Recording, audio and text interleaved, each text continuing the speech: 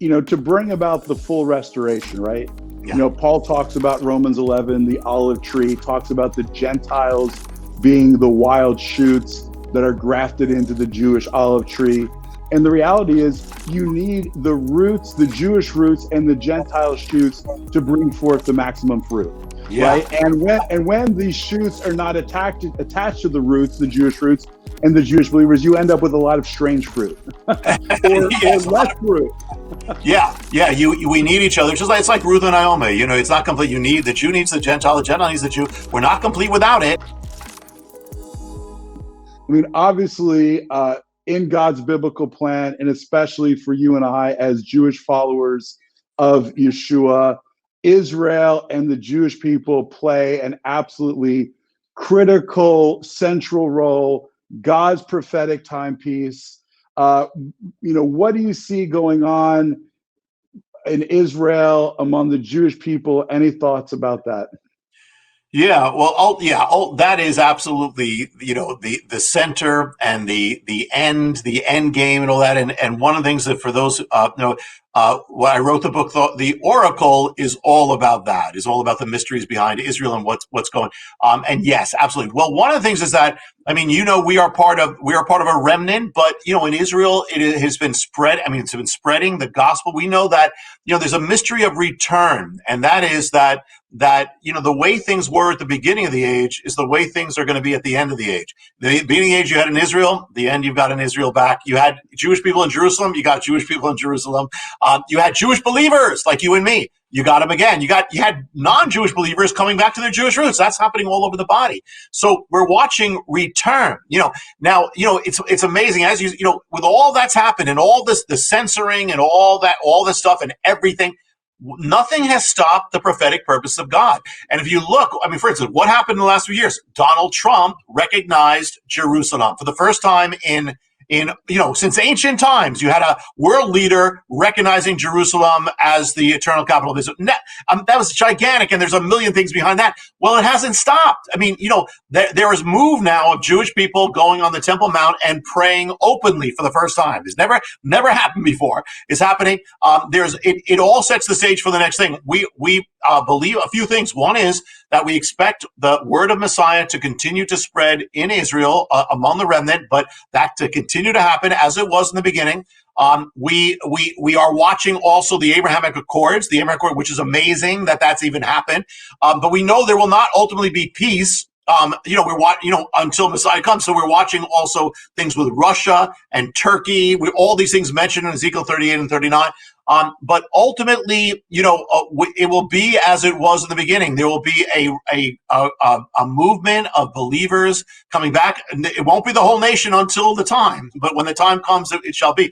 But nothing has stopped. In fact, more and more nations are recognizing Jerusalem as the capital of Israel, which is part of prophecy. It's all got to end there. So we expect, and the other thing, one other note, is that as we watch America, if America falls, and this is part of the thing, if America falls, it is going to open up an entire end time scenario, because when you look at the end time prophecy, you don't see America as the head. And if it goes, you're going to have all these other forces, which you read about in Revelation, you read about end time, are going to be unleashed. So we're watching that at the same time. And if America falls or turns away from Israel, Israel's going to be in a situation that is more in line with what we see in end time prophecy, and ultimately that only will be answered by Messiah. Amen. And I think and again, even as you say that, what strikes me as so incredible is that, for shortly after, all the followers of Yeshua were Jewish, all the apostles were Jewish, all the writers of the New Testament were Jewish, and really Israel, the disciples being Jewish, bringing the Besorah, the good news to the nations, was a partial fulfillment of Isaiah. You will be a light unto the nations. Obviously, read in the book of Revelation, the 144,000. That is a next level fulfillment of Israel's calling. The callings of God, Romans says, is irrevocable. The gifts and the calling of God is irrevocable. Israel is going to ultimately fulfill its prophetic destiny to be a light to the nations, to bring the good news, to bring the message of Yeshua and salvation to the world. But what's amazing is when you say the remnant, is that, shortly within a couple hundred years, within 300 years of the good news going forth, the Messianic Jewish believers, with the final blow really being under Constantine, right? The Jewish roots get stripped from the church. The Jewish believers get excluded from the church. Their voice gets kind of drowned out. A lot of different pagan influences come in.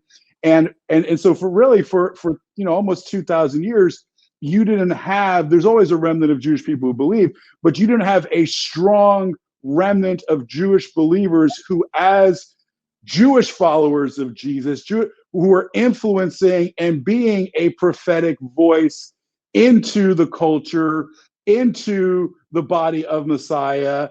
And yet that, with the birth of the Messianic movement, there begins in the 1960s, begins to be a higher level restoration of that. And then, I mean, it's really history, right? The fact that you're speaking to Israel and the nations, the fact that you have several New York Times best-selling books, right? And you lead me, the Lord. I write a New York Times bestseller with Kathy Lee Gifford, right? And getting ready to release our next book, Mysteries of the Messiah, and just how this is coming. This is like us sitting here, two Messianic rabbis talking about these things is prophetic. I mean, it's significant. It shows the time and season which we're living in, which just blows me away. Yeah, I mean, the best of times, the worst of times, but that's how it was in the beginning. When the Jewish believers were, there in the spotlight, it was not a time of Christianity being a cultural, accepted thing. It was radical. It was persecution. So we don't get to come back, under the easy times. We come back in the dramatic times. But that is a sign, and it's not only what is happening on our end, but also the flip side is the church as a whole. Overwhelmingly, born-again believers are more in tuned and in love with Israel and the Jewish roots than ever since the beginning. So that's the other side. God is restoring both, and it has to be. And so in that sense, though it's challenging, it's the most exciting time to live in. It's like the candle in the daytime, okay, but the candle in the night, it's a little harder, but it's more glorious. You can light up the world, and that's true for every believer who will stand for God. Yeah, I mean, absolutely. I mean, because it's to bring about the full restoration, right? Yeah. Paul talks about Romans 11, the olive tree, talks about the Gentiles being the wild shoots that are grafted into the Jewish olive tree. And the reality is you need the roots, the Jewish roots and the Gentile shoots to bring forth the maximum fruit. Yeah. Right. And when these shoots are not attached to the roots, the Jewish roots, and the Jewish believers, you end up with a lot of strange fruit or less fruit.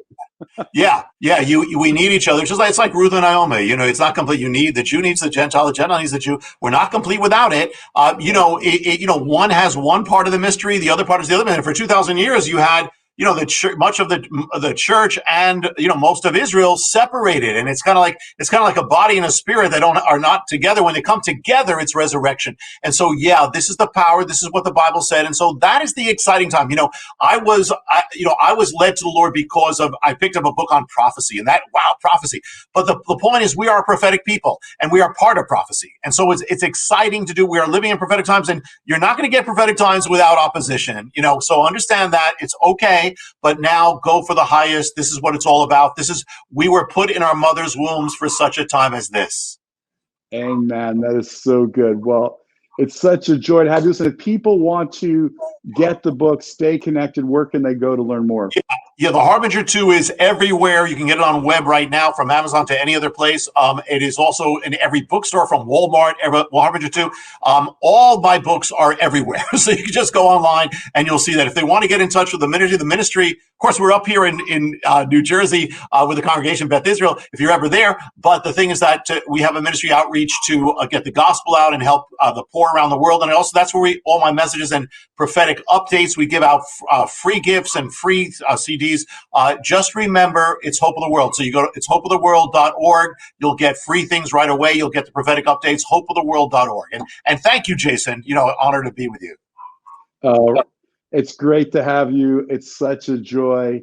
And I just can't wait to see, in the midst of everything that's going on, just the move of God that I believe is going to happen in the midst of this, and that God is in the business of bringing light out of the darkness, just like he did on the very first day of creation. And he's called us to be a light into the darkness. And so thank you for letting your light shine.